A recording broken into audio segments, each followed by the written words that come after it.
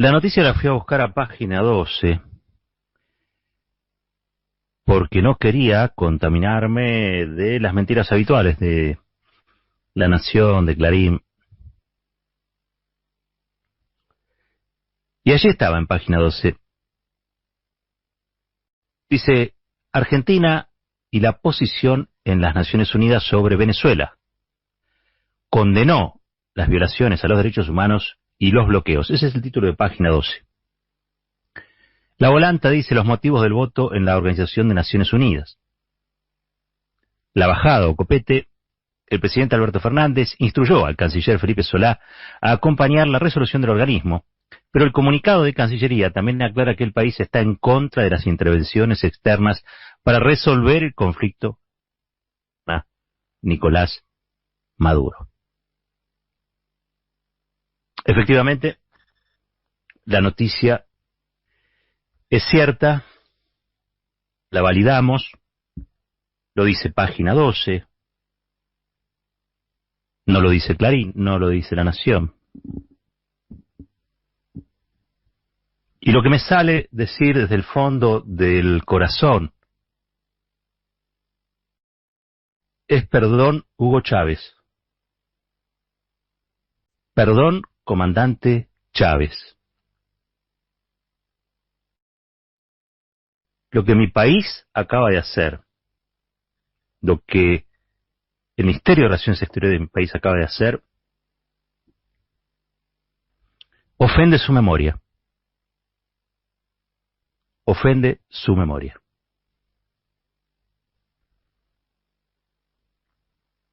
Lo que se votaba en Naciones Unidas hoy era una condena a Venezuela.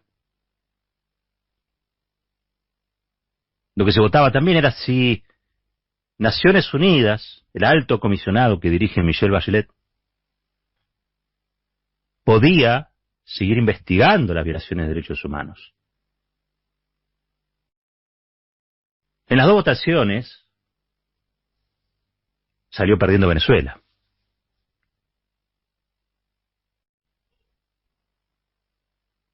No se estaba discutiendo en Naciones Unidas el fin del bloqueo de los Estados Unidos contra el pueblo de Venezuela. Se estaban discutiendo si se seguían investigando las violaciones que Bachelet dice que comete el régimen de Nicolás Maduro, es decir, el gobierno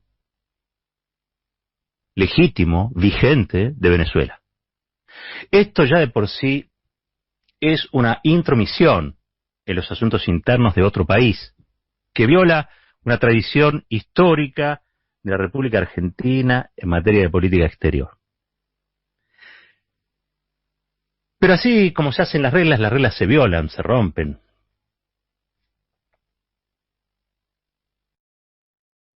Y en este caso puntual, no importa el comunicado que haya sacado después Cancillería diciendo, ojo que también estamos en contra del bloqueo, porque el bloqueo no estaba en discusión. Los motivos por los cuales el bloqueo no está en discusión deben ser muchos. Hay algunos que son evidentes, ¿no? La correlación de fuerzas, la famosa correlación de fuerzas. Los países de la región se debaten entre ser de derecha o ser de ultraderecha. Ahora, había un camino intermedio. Ese camino intermedio era la abstención. Era un digno camino intermedio, la abstención. Alguno dirá, bueno, ¿y por qué no haber votado negativamente? También.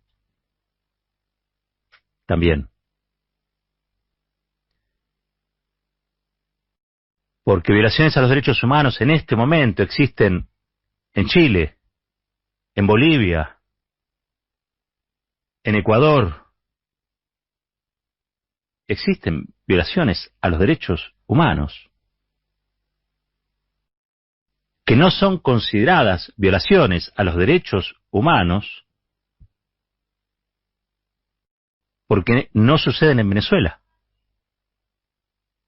Si lo que hacen los pacos en Chile, o el ejército boliviano con Áñez, o las detenciones que se producen en Ecuador, o los asesinatos de dirigentes sociales que se producen en Colombia fueran en Venezuela, entonces sobre Venezuela caerían lava ardiente, vertida por el Pentágono y sus aviones. Pero no, suceden en países que son aliados continentales de los Estados Unidos de América. Pero claro, Venezuela cometió el pecado, la osadía, desde los tiempos de Chávez, de desafiar los planes de dominación de Estados Unidos para América Latina. La política anexionista de Estados Unidos para América Latina. No es casualidad que todos los líderes que participaron, o muchos de ellos, que participaron y promovieron la cumbre del no al ALCA, fundamentalmente Lula da Silva, con Chávez. No es casualidad, les decía,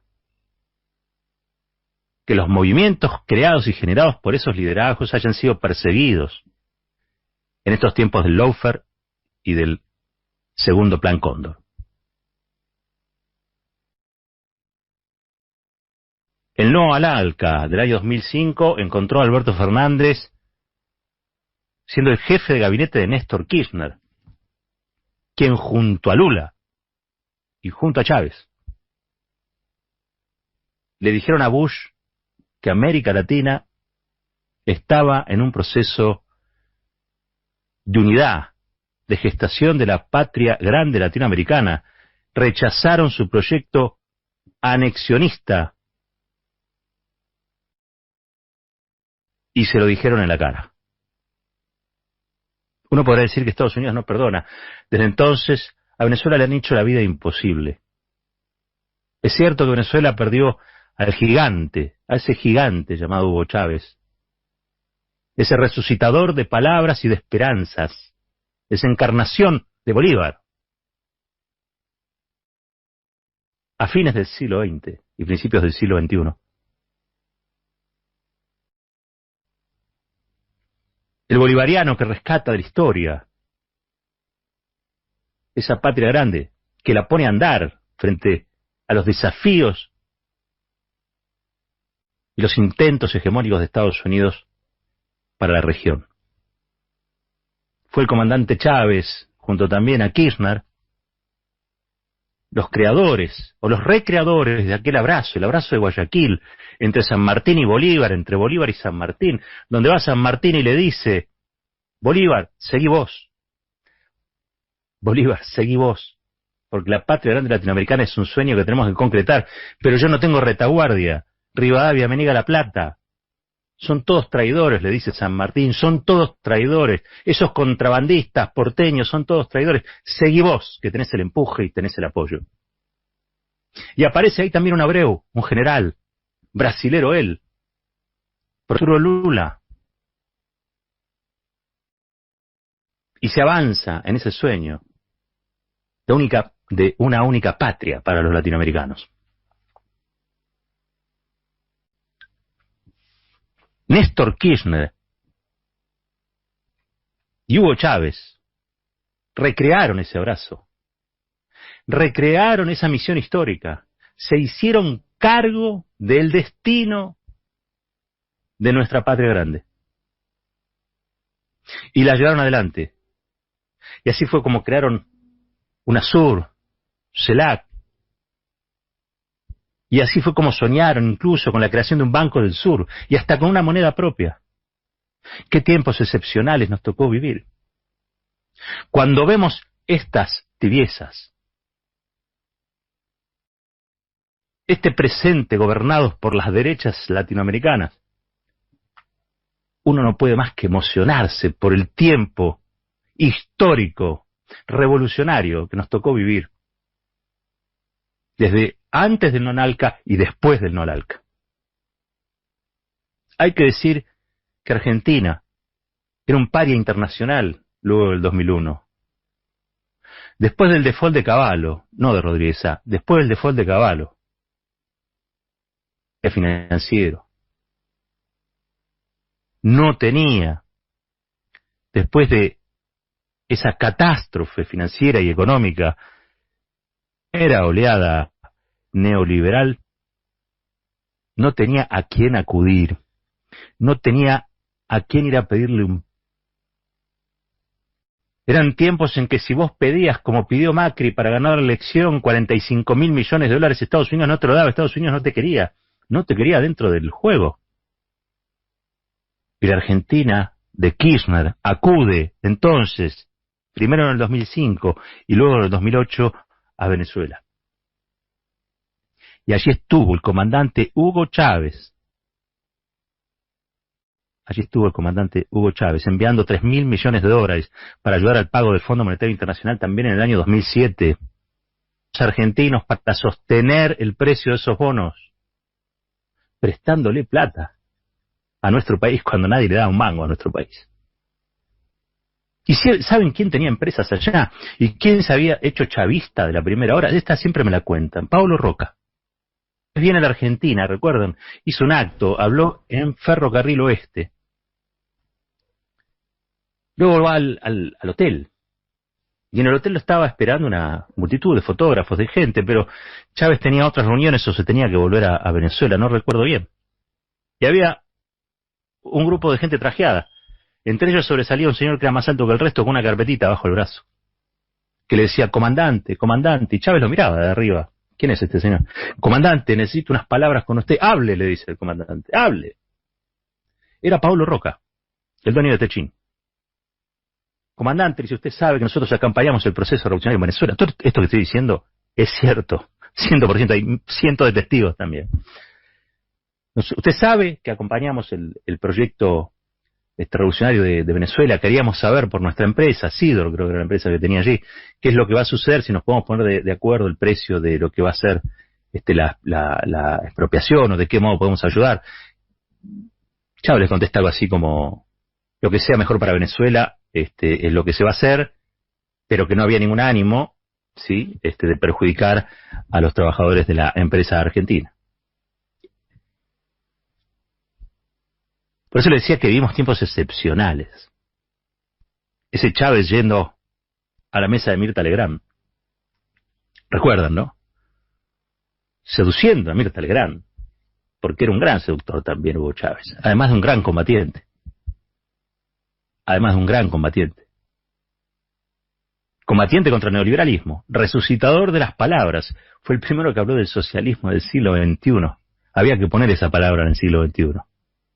Había que poner esa palabra en el siglo XXI. Y tuvo un socio impresionante en Néstor Kirchner.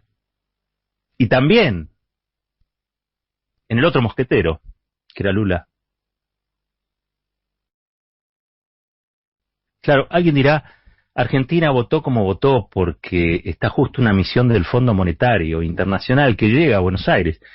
Y así como ayer le hicimos una foto donde estamos todos reunidos, la CTA, la CGT, los movimientos sociales, la UIA, para que vea que estamos respaldando al gobierno del Frente de Todos en la negociación del endeudamiento que produjo Mauricio Macri para ganar la elección que luego perdió, con el apoyo de Trump.